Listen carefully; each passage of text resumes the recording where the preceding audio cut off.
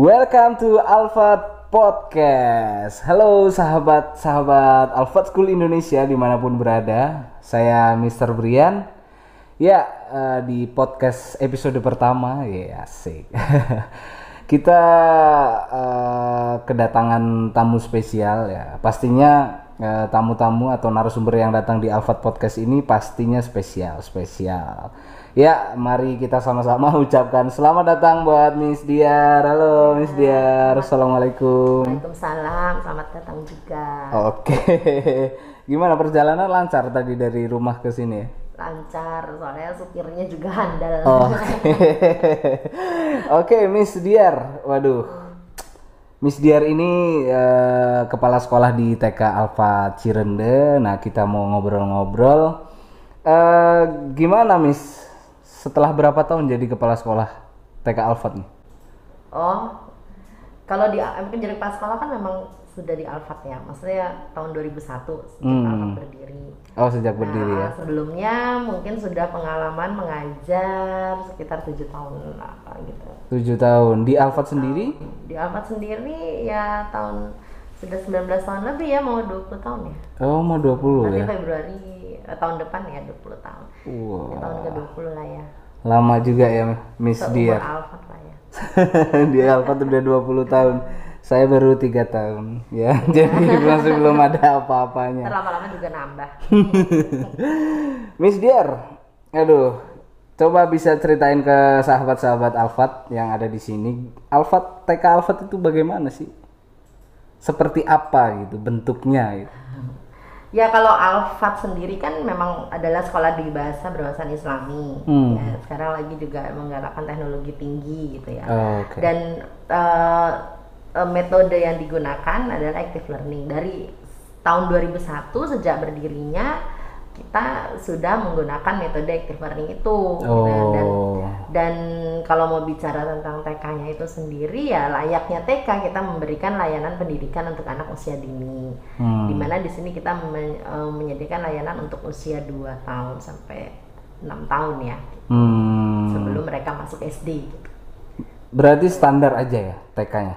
Ya enggak, kalau untuk usia mah iya gitu. Tapi kalau untuk kita bicara program atau keunikan atau ciri khas gitu ya, kan setiap sekolah itu diminta untuk memiliki sebuah ciri khas gitu ya. Dan alhamdulillah ya Alfa juga memiliki ciri khas itu gitu dengan metodenya yang active learning itu yang dilaksanakan sejak berdirinya sampai dengan hari ini ya, alhamdulillah membawa Alfat itu menjadi sekolah yang cukup unik lah menurut itu saya, dia gitu. Uniknya apa gitu?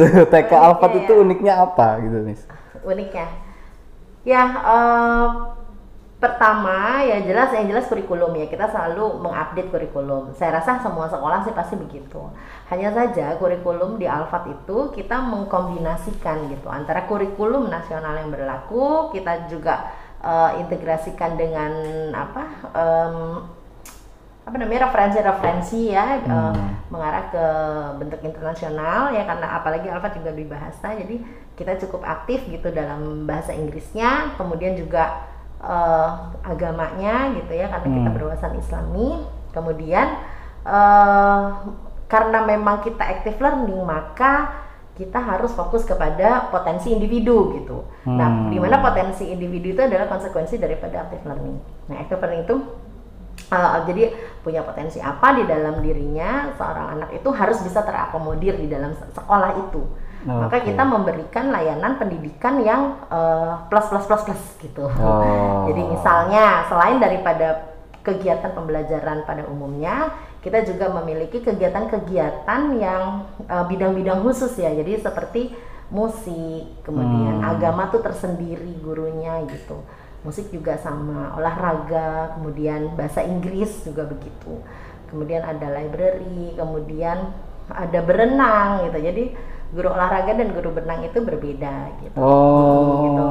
Terus banyaklah guru bidang satu lah ibaratnya. Untuk TK pada umumnya itu kan nggak tahu ya, dari saya kecil kayaknya sampai sekarang gitu kebanyakan kan gurunya cewek gitu ya, wanita gitu ya. Kalau untuk di TK Alfat sendiri bagaimana? Nah iya, kebetulan itu juga mungkin juga bisa menjadi sebuah keunikan ya di TK Alfat ya, karena kita memiliki guru laki-laki juga cukup banyak. Dalam setiap grade itu pasti ada guru laki-laki. Karena memang figur anak, apalagi usia dini itu, kita harus memenuhi kebutuhan figur ya, baik itu figur ibu maupun figur ayah gitu. Karena memang kita di sekolah itu ibaratnya sebagai orang tua pengganti ya.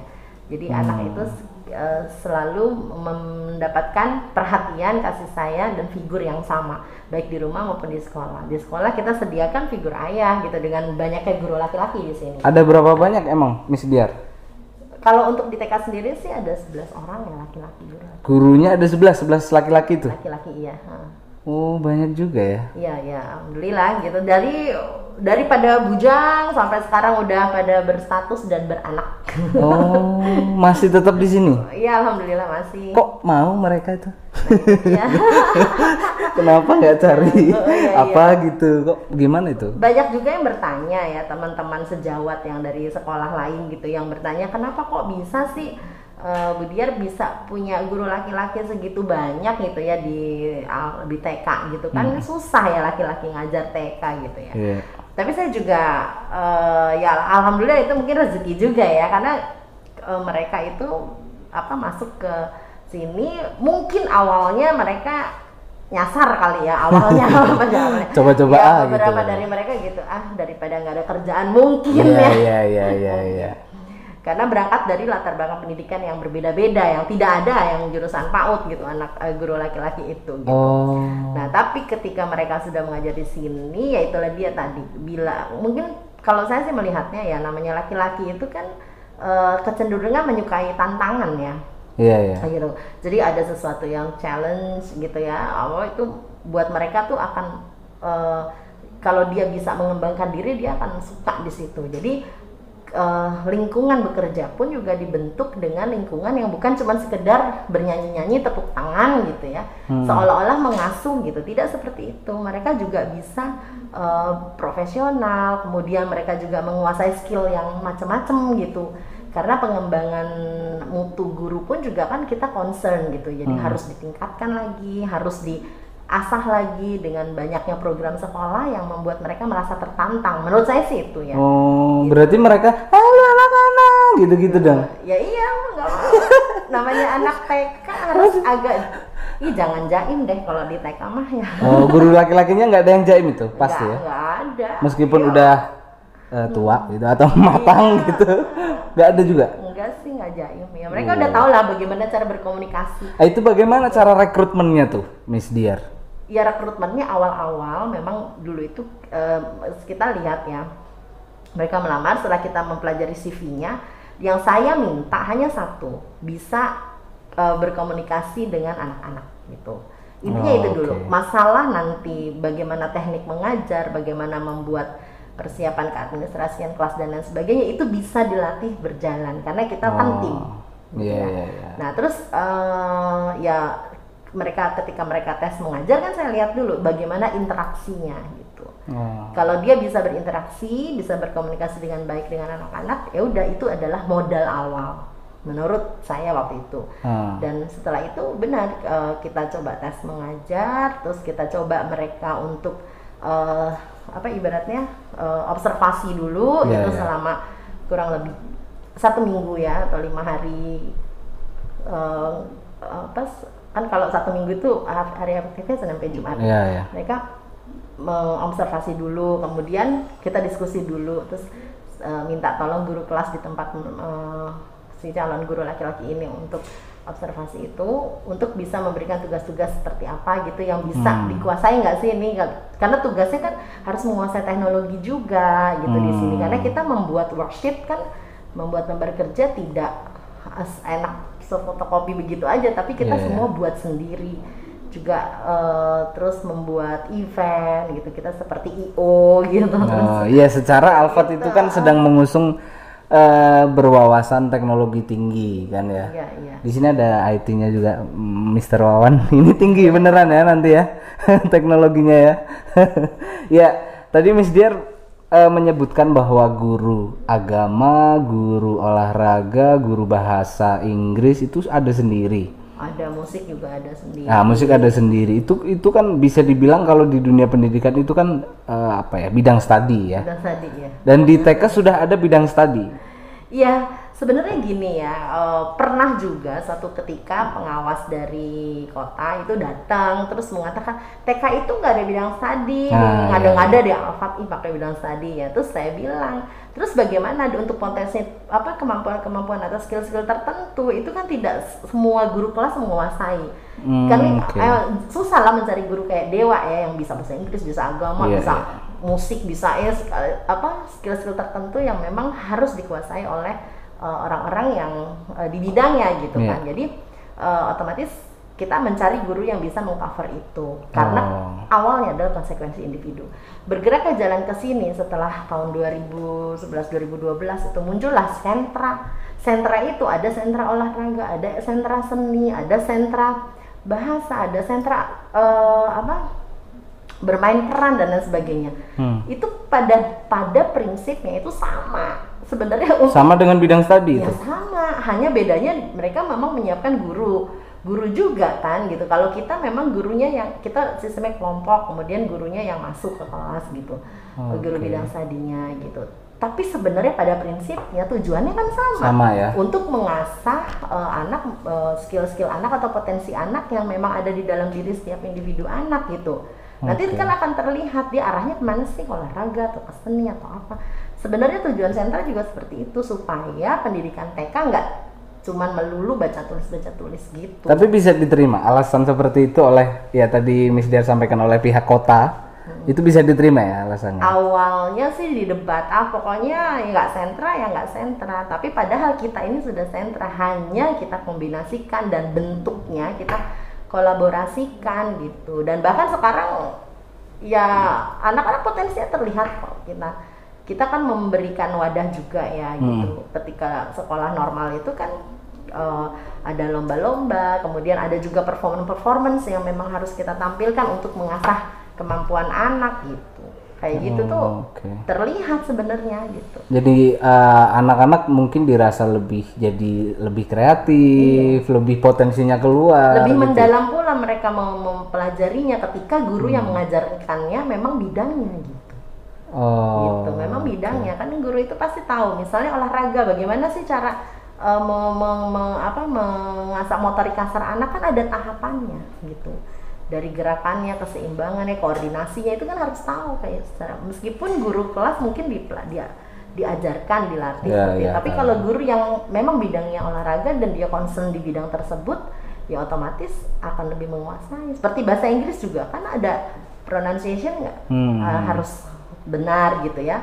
Kemudian juga kosakata, bukan hanya sekedar mengajarkan kosakata dihafalkan, bukan seperti itu. Karena kita menggunakannya bahasa Inggris yang aktif, yang setiap hari itu ada English time-nya gitu. Oke, tapi hanya di TK Alfat yang ada bidang studinya? Sejauh ini saya lihat iya sih. Iya. Kalau yang lain-lain bidang khusus biasanya ekskul, biasanya kayak gitu. Yang dimasukkan ke apa namanya? Intra ya berarti ya? Iya, ya mereka rata-rata ekskul. Kalau misalnya ada menari, ada ini tuh ekskul gitu. Kalau kita kan masuknya intra, memang di dalam pembelajaran dan memang di dalam rapot bersatu dengan potensi kemampuan yang lain gitu. Akademik juga. Itu hanya di Alfat ya? Pasti ya? Sejauh ini sih ya, saya bilang iya sih. Beberapa sekolah ada mungkin olahraganya saja gitu. Tapi kalau untuk bidang studi yang tertata dan terjadwal seperti Alfat ini, saya rasa baru, yang saya lihat sih baru Alfat ya, nggak tahu kalau mungkin ya. Tapi nggak masalah ya Miss, ketika guru olahraganya misal atau guru bahasa Inggris itu tidak berasal dari pendidikan bahasa Inggris misal, atau pendidikan PGTK ya, pendidikan guru, itu nggak masalah? Sebenarnya kalau untuk skill-skill khusus itu kita concernnya adalah kepada skill si pengajar tersebut gitu ya. Ketika guru itu memang menguasai bidang itu, misalnya dia memang bahasa Inggrisnya bagus, terus juga memang bisa mengajarkan bahasa Inggris dengan baik, dan memang pronunciation bagus, dan memang dia punya potensi sangat tinggi di dalam bidang itu, ya kita nggak masalah gitu, kita jadikan dia guru bahasa Inggris. Namun ya dengan pengawasan tentunya, programnya semuanya kan kita pasti akan arahkan gitu semua. Ya mungkin saya sedikit bisa menyimpulkan bahwa itu yang apa ya, Alfat melihat potensi dari si guru itu ya, tidak, maksudnya kasarannya itu tidak melihat oh kok ini nggak jurusan ini, nggak S1 ini, nggak penjurusan ini. Tapi dia Alfat lebih melihat ke potensi si guru, bagaimana dia mengajar, menghandle anak kayak gitu. Tapi memang sih karena namanya ada aturan, ada regulasi ya, dimana setiap guru itu kalau memang mau diakui gitu secara profesionalitasnya memang harus linear kan, sekarang seperti itu gitu. Tapi kan memang untuk di bidang studi kan tidak ada di jenjang TK itu, tidak ada di TK SD itu bidang studi kan nggak ada, kecuali kalau SD ada olahraga gitu yang untuk masuk ke dalam profesionalitas yang diakui secara keprofesian gitu ya. Tapi kalau di TK kan diharuskannya kan PGTK atau psikologi gitu. Tapi tetap kita kan bukan hanya ke sana ya. Ada potensi-potensi yang memang harus dikuasai oleh anak gitu kan. Jadi semuanya kita atur aja sedemikian rupa supaya semua bisa bersinergi gitu ya. Terus juga guru-gurunya juga paham kok gitu. Oh iya, saya mengajar bidang studi bahasa Inggris ya, mungkin saya nggak masuk lah ke itu profesional terdata secara apa ya? Dia menyadari itu ya. Menyadari, sudah ngerti. Nggak apa-apa gitu kan. Apa yang penting mereka puas mengajarnya, kemudian dia mendapatkan hal baik lainnya selain daripada hanya terdaftar sebagai guru yang linear gitu. Pendidikan. Karena enggak. Ini dunia pendidikan jangan ngomong macam-macam. Oke, Miss. Tadi Miss Dian menyampaikan bahwa di TK yang lain kayak misal menari atau menyanyi itu dimasukkan ke dalam ekstra kurikuler. Menari ya, mungkin ya menari. Nah, kalau di Alfat itu jadi pelajaran kan, bidang studi kan, seni kan? Iya, pelajaran seni. Ya. Oh, itu memang khusus ada guru seninya sendiri. Terus ada rangkaian, apakah ada proyek-proyek ke depan di seni itu? Nanti kan ada pementasan juga yang memang hasil daripada pembelajaran selama ini gitu, itu nanti dipentaskan gitu. Oh, bidang seni ya? Iya, seni juga. Kalau misalnya mingguan juga kan kita ada pementasan kecil kayak assembly gitu. Kemudian juga belum lagi nanti ada lomba-lomba misalnya seperti itu.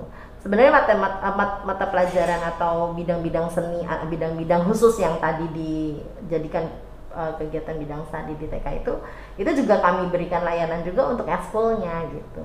Oh, tetap ada ekskulnya ada, di intranya ada gitu. Oh, nah itu pementasan kecil tadi setiap minggu itu anak-anak? Iya, anak-anak. Saya berikan bergiliran mereka, setiap kelas itu tampil. Menampilkan apa saja, mau main drama, mau bernyanyi, mau menari, atau mau bermain alat musik, atau mau apa saja gitu di dalam pementasan itu. Nanti ditonton sama yang lain, nanti minggu depan giliran lagi kelas yang lain gitu. Itu model pengembangan seni yang ada di Alfat seperti itu. Itu salah satunya, assembly itu salah satunya. Oh, pentas akhir tahun ada juga. Ada lagi, itu biasanya bermain peran ya, paling baik terus dikombinasikan dengan menari, menyanyi gitu seperti itu. Bisa anak TK ya? Bisa, apalagi mereka semua berperan, tidak ada yang terkecuali. Dan kita buat bentuknya seperti operet kayak gitu-gitu. Oh, pemainnya itu semua anak-anak? Anak-anak iya. Iya, anak-anak. Terus dikelolanya pun juga secara profesional ya, dalam arti seperti pementasan sebagaimana mestinya, bukan sekedar asal tampil di panggung seperti itu, tidak. Kita juga tampil di gedungnya teater gitu. Terus mereka juga bermain bermain teater atau menari atau menyanyi gitu. Wih, lucu juga itu. Itu mungkin gurunya harus super sabar kali ya, ekstra sabar ya. Iya, lumayan sih ngelatihnya, tapi ya karena mereka belajarnya kan nggak langsung jebret buat di akhir tahun kan, sudah proses belajarnya kan mereka alami. Makanya ketika mau dibuat sebuah pementasan, mereka adjustnya nggak terlalu sulit sebenarnya. Tapi apakah TK yang lain tidak ada membuat pentas akhir tahun yang diperankan oleh anak semuanya? Ada juga gitu. Cuman memang pengelolaan yang berbeda-beda gitu. Kalau saya sih pernah juga di beberapa sekolah di tempat saya mengajar juga dengan bentuk yang berbeda-beda gitu. Cuman memang kalau di Alfat ini dari pengelolaannya itu udah kayak pentas kayak teater beneran gitu. Teater beneran, dibuat situasinya situasi bener-bener gitu ya. Wah, gila. Berapa jumlah siswa di TK Alfat Cirende, Miss Dia? Kalau untuk tahun ini, kalau TK-nya itu 176. TK-nya 100. Ya total sih 210 dengan kelompok bermain. Itu kayaknya banyak itu termasuknya. Ya menurun sih karena lagi pandemi begini sudah menurun. Tapi alhamdulillah Allah masih beri rezeki, kita masih punya murid cukup banyak gitu. Kalau tahun lalu kan TK-nya 186, kelompok bermain 72 gitu. Jadi 250-an, sekarang turun jadi 210 gitu. Jadi berapa? 210. 210. Tapi itu masih banyak ya. Maksudnya dibandingkan saya juga pernah ngobrol juga sama teman-teman gitu yang ngajar di TK gitu pun. Mereka bahkan ada yang hanya 10 muridnya. Hanya yang daftar hanya 20. Iya betul, banyak teman-teman saya juga sesama kepala sekolah kan kita juga saling bertanya ya, berapa? Aku cuma 8 orang, ada yang cuma 15, 30 tuh udah bagus gitu. Jadi memang lagi menurun semuanya gitu. Wah, oke. Ya harapan kita semua semoga pandemi ini segera berlalu lah ya, supaya ngelihat anak-anak TK bermain bersama-sama lagi, supaya bisa melakukan pementasan akhir tahun lagi ya, assembly lagi ya. Kangen pasti ya misalnya. Kangen banget, apalagi nyanyi tuh. Mereka nyanyi aja kan biasanya kita bergerak bareng-bareng gitu di hall, kumpul gitu.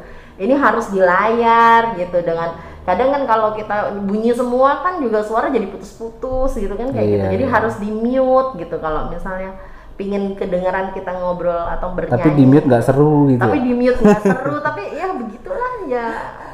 Jalanin aja sih. Oke, berarti di pembahasan kali ini saya menemukan 3 keunikan Alphard, yaitu guru cowoknya banyak, terus ada bidang studinya dan pengembangan seni tadi ya. Guru-guru TK-nya itu membuat situasi di TK Alphard itu seperti menggarap sebuah teater beneran gitu, dan anak-anak berhasil melakukan perannya masing-masing. Ya, itu teman-teman, sahabat Alphard dimanapun berada. Untuk mengetahui lebih lanjut keunikan apa lagi yang ada di TK Alphard Cirende, jangan lewatkan di Alphard Podcast kita yang selanjutnya. Oke, sebelumnya terima kasih Miss Diar sudah hadir di sini. Terima kasih Mr. Wawan di belakang layar. Kita hanya bertiga kok dalam satu ruangan. Oke, thank you. Kita ketemu lagi di Alphard Podcast selanjutnya. Assalamualaikum warahmatullahi wabarakatuh.